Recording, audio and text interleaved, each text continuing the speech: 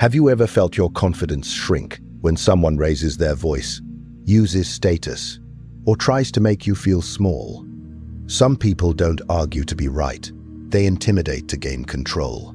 And most people lose before they even speak, not because they are weak, but because they don't understand the hidden rules of power. How to outsmart anyone who tries to intimidate you, without aggression, without conflict, and without losing respect. Because intimidation is not strength, it is a strategy. And every strategy can be defeated. Listen carefully, because most people misunderstand where power truly begins. They believe power lives in physical strength, loud voices, authority titles, or social status. But intimidation does not start in the body, it starts in the mind. Long before a word is spoken, before a gesture is made, before tension fills the room, a silent, psychological negotiation has already begun. Every act of intimidation is a mental strategy disguised as confidence.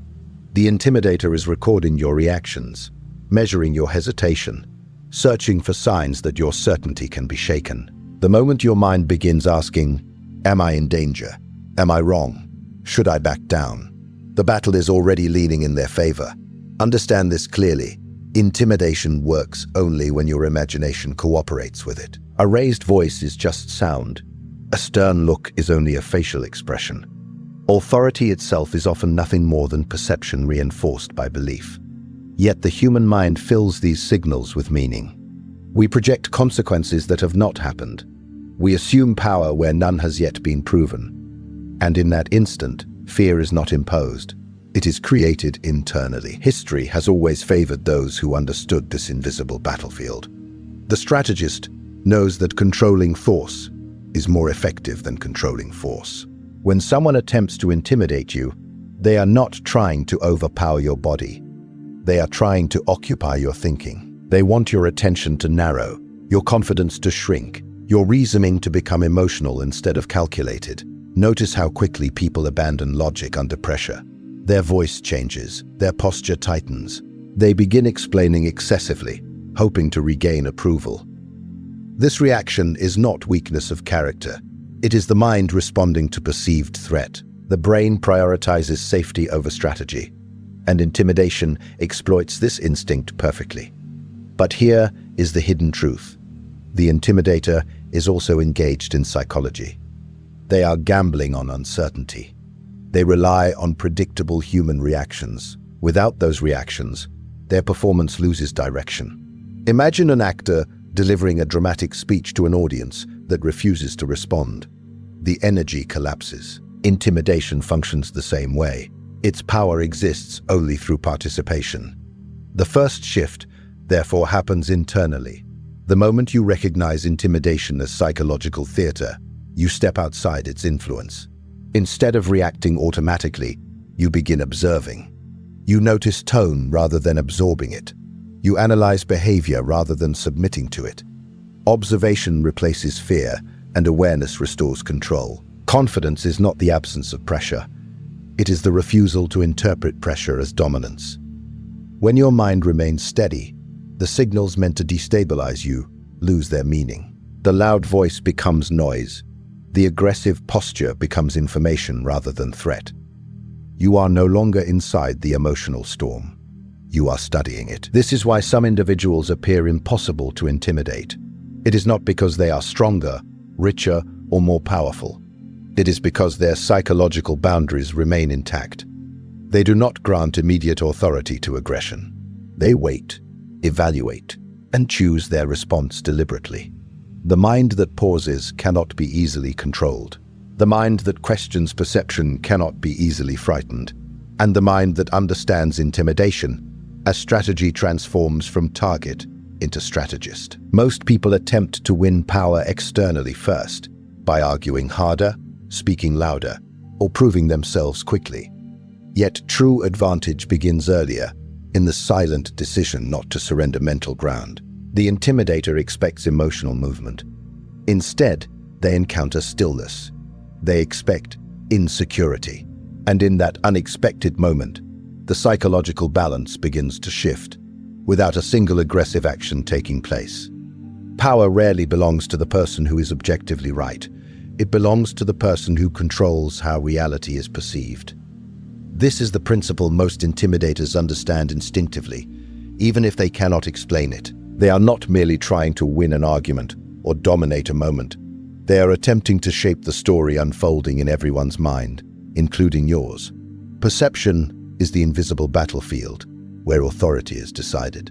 Before facts are analyzed, before logic is considered, people unconsciously determine who appears confident, who seems uncertain, who looks dominant, and who looks defensive. Once that perception forms, everything that follows is interpreted through it.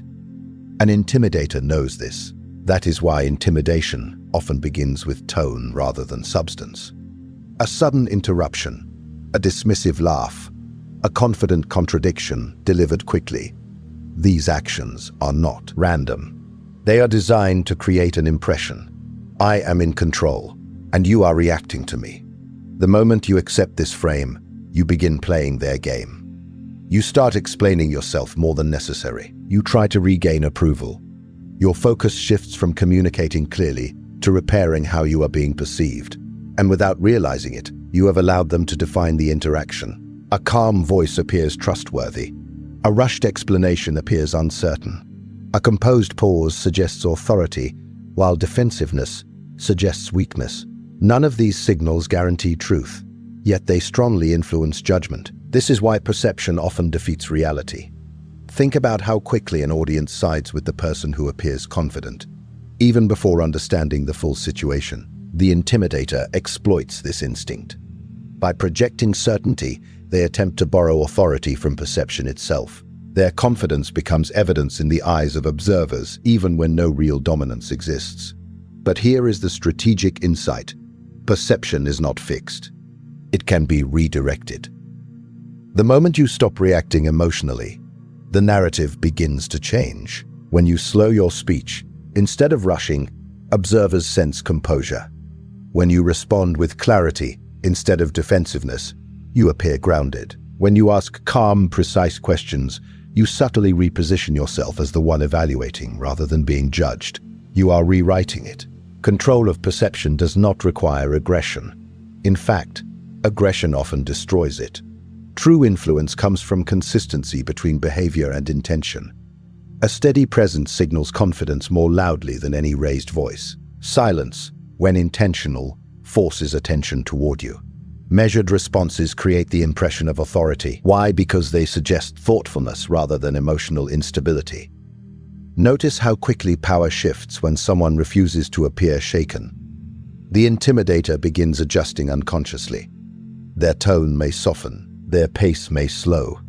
The performance loses certainty because its purpose, shaping perception, is no longer working as expected. This is why strategic individuals focus less on winning arguments and more on managing impressions. They understand that people respond to how situations feel, not only to what is said. By maintaining composure, clarity, and emotional control, they create an environment where others naturally assign them credibility. Even small behaviors reshape perception. Maintaining relaxed posture communicates security. Speaking fewer but more deliberate words signals confidence. Listening fully before responding creates psychological weight behind your voice. Each action quietly alters how others interpret the exchange. The intimidator depends on urgency and emotional pressure to maintain their narrative. When you refuse urgency, perception begins drifting away from them. Suddenly they appear reactive, while you appear composed. The roles reverse without confrontation. And as perception shifts, outcomes follow.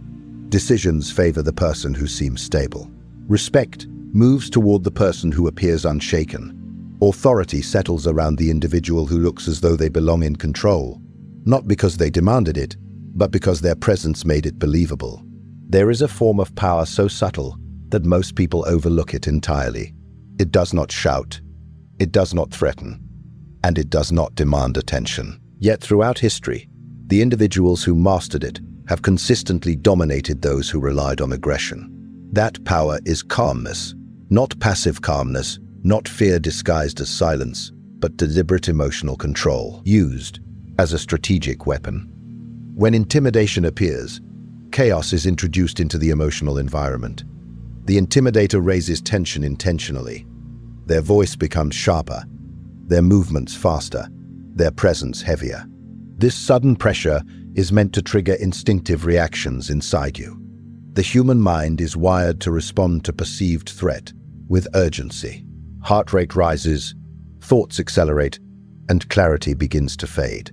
In that moment, intimidation achieves its purpose because emotional imbalance replaces rational thinking. Most people attempt to fight intimidation by matching its intensity. They raise their voice in return, argue more aggressively, or rush to defend their position. But this reaction strengthens the intimidator's advantage. Emotional escalation creates confusion, and confusion favors the person who initiated the pressure in the first place. Calmness disrupts this entire mechanism. When you remain composed while someone attempts to provoke you, something unexpected happens psychologically. The aggressor loses emotional leverage. Their behavior, which was designed to appear powerful, begins to look excessive. The contrast exposes the imbalance they created. Instead of appearing dominant, they risk appearing unstable. Calmness forces comparison. Humans instinctively measure behavior relative to surrounding energy. If both individuals appear emotional, observers struggle to determine who holds authority. But when one person remains steady while the other becomes reactive, authority naturally gravitates toward the calm individual. Without saying a word, you redefine the emotional hierarchy of the interaction. This is why experienced negotiators and leaders often speak more slowly during moments of tension. Slowness signals control. It communicates that pressure is not influencing their thinking. The intimidator expects urgency. Because urgency creates mistakes. Calm pacing denies them that advantage. Silence becomes part of this weapon. A brief pause before responding may seem insignificant, yet psychologically it carries enormous weight. The pause communicates that you are choosing your response rather than reacting automatically. It introduces uncertainty into the aggressor's mind. They begin wondering whether their strategy is working, and doubt weakens confidence faster than opposition ever could. Calmness also protects clarity. When emotions remain stable, your thinking remains strategic. You notice inconsistencies in the intimidator's argument. You recognize exaggeration and manipulation. You hear tone as information rather than absorbing it as pressure. Emotional distance allows observation, and observation restores control. Many intimidators secretly depend on emotional reactions because reactions validate their authority. Anger confirms they have affected you. Nervousness reassures them of dominance. Defensive explanations signal submission to their frame, but calmness denies them feedback. Without emotional signals, they cannot measure success, and uncertainty begins eroding their performance. This is why calmness often feels unsettling to aggressive personalities. They interpret it as resistance they cannot attack. You are not confronting them directly, yet you are not yielding either. The absence of emotional movement creates a psychological void where intimidation loses traction. True calmness is not silence born from fear. Fear freezes. Fear avoids eye contact. Calm maintains it naturally. Fear withdraws. Calm remains present without tension. The difference is subtle but powerful, and people sense it instinctively. As the interaction continues, emotional energy shifts. The intimidator must either escalate further, risking loss of credibility, or reduce intensity to match yours. Either choice weakens their initial dominance. Your composure becomes the new emotional standard, quietly guiding the direction of the exchange. Calmness transforms pressure into exposure. The louder the intimidation becomes, the more disproportionate it appears against steady composure. What was meant to create fear begins revealing insecurity. The aggressor's need for control becomes visible, and visibility dissolves mystery. Without mystery, intimidation loses much of its psychological force. In this way, calmness is not merely defensive. It is strategic influence operating beneath the surface of conversation. It reshapes how others interpret strength, redirects emotional momentum, and turns aggression into a disadvantage without requiring confrontation or force. The greatest advantage an intimidator possesses is not strength, authority, or intelligence. It is predictability. They rely on the certainty that most people will react emotionally when placed under pressure. Human beings are conditioned to defend themselves immediately when challenged, to explain when accused, and to fight back when disrespected. These reactions feel natural, even justified, yet they are precisely what the intimidator anticipates. Emotional reactions are fast, impulsive, and revealing. They expose insecurity, urgency, and the need for approval. The moment emotion takes control, strategy disappears. Words become rushed. Tone becomes unstable. Decisions become defensive rather than intentional. And once emotion leads the interaction, the intimidator no longer needs to control the situation. You begin doing it for them. A strategic response operates differently. It creates distance between stimulus and action. Instead of reacting instantly, you allow a brief moment of awareness to intervene. That pause may last only seconds, yet psychologically it changes everything. You shift from participant to observer. You stop absorbing pressure and begin analyzing it. When someone attempts intimidation, their behavior carries information. Their tone reveals urgency. Their choice of words often exposes exaggeration or emotional investment. But these details are invisible to a reactive mind. Only a composed, strategic mind can recognize them.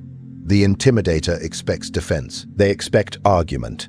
They expect emotional resistance. When instead they encounter measured responses, their rhythm breaks. Strategy replaces instinct, and unpredictability becomes your advantage. Consider how powerful restraint appears in moments of tension. When accusations are met with calm curiosity, rather than immediate denial, the dynamic changes. Asking thoughtful questions instead of defending forces the aggressor to clarify themselves. Clarification removes emotional momentum because it requires logic. Suddenly, they must explain rather than dominate. Strategic responses also control energy. Emotional reactions escalate conflict, while calculated responses redirect it. You do not need to overpower intimidation. You guide it into neutral territory. A composed statement delivered slowly carries more authority than a passionate argument delivered quickly. Precision replaces volume. Intention replaces impulse. Many people believe strength means responding immediately, proving confidence through speed and intensity. Yet, true power often appears patient. Patience signals self-control, and self-control suggests confidence that does not depend on winning a moment. The intimidator senses this difference. Their attempts to rush you lose effectiveness, because urgency cannot attach itself to someone who refuses to be hurried. Strategic response also protects dignity. Emotional reactions often lead to statements later regret, revealing vulnerability or anger that weakens long-term perception. A calculated response preserves your position. You speak only what serves your objective, not what temporarily satisfies emotion. This restraint communicates mastery over oneself, and mastery over oneself is often interpreted as authority over situations. Another hidden advantage emerges. Emotional reactions narrow thinking, but strategic thinking expands options. Instead of seeing only conflict, you begin noticing leverage points. You may choose humor to diffuse tension, silence to create discomfort, or calm agreement to remove hostility. Each response becomes a deliberate move, rather than an unconscious reflex. The intimidator becomes uncertain because their expectations fail repeatedly. They attempt pressure, yet receive composure. They provoke emotion, yet encounter clarity. Without predictable reactions, their strategy loses direction. Control slowly transfers to the person guiding responses intentionally. Strategic response does not mean suppressing emotion completely. It means refusing to let emotion dictate action. You acknowledge internal reactions without displaying them impulsively. This internal discipline creates external stability, and stability reshapes how others interact with you. People instinctively adjust their behavior around those who appear emotionally grounded. Over time, intimidation loses effectiveness entirely because the interaction no longer rewards it. Aggression thrives on reaction. Without reaction, it becomes inefficient. The intimidator must either change tactics or abandon the attempt altogether. In this way, strategy transforms vulnerability into strength. You are no longer defending yourself against pressure. You are directing the flow of the exchange through intentional choices. Every word becomes purposeful, every pause meaningful, every response aligning. D with control rather than emotion. Now you understand something most people never realize. Intimidation was never about power. It was about perception, psychology, and reaction. The loud voice, the pressure, the attempt to rush or unsettle you were never meant to defeat you directly. They were meant to make you defeat yourself. The moment fear dictates your response, intimidation succeeds without effort. But when awareness replaces instinct, the entire dynamic changes. You begin to see intimidation not as a force to resist emotionally, but as a strategy to observe and outmaneuver. Power begins in the mind, where you refuse to surrender certainty. It grows through perception, where composure quietly reshapes how others see you. It strengthens through calmness, which dissolves aggression without confrontation. And it reaches mastery when every response becomes intentional rather than emotional. This is the hidden art of influence, understood by great strategists throughout history. They did not waste energy proving dominance through noise or conflict. They controlled themselves first, knowing that self-control creates psychological gravity, a presence that others instinctively adjust to. When you remain steady under pressure, intimidation exposes itself. What once appeared powerful begins to look desperate. What once felt overwhelming becomes predictable. And the person attempting control slowly loses the very authority they tried to project. You do not need to overpower intimidators. You simply stop giving them the reactions that sustain their power. Calm replaces fear. Observation replaces impulse. Strategy replaces emotion. And in that silent shift, without raising your voice or forcing confrontation, the balance of power moves toward you. Because the strongest position is never held by the loudest person in the room, but by the one who cannot be psychologically moved.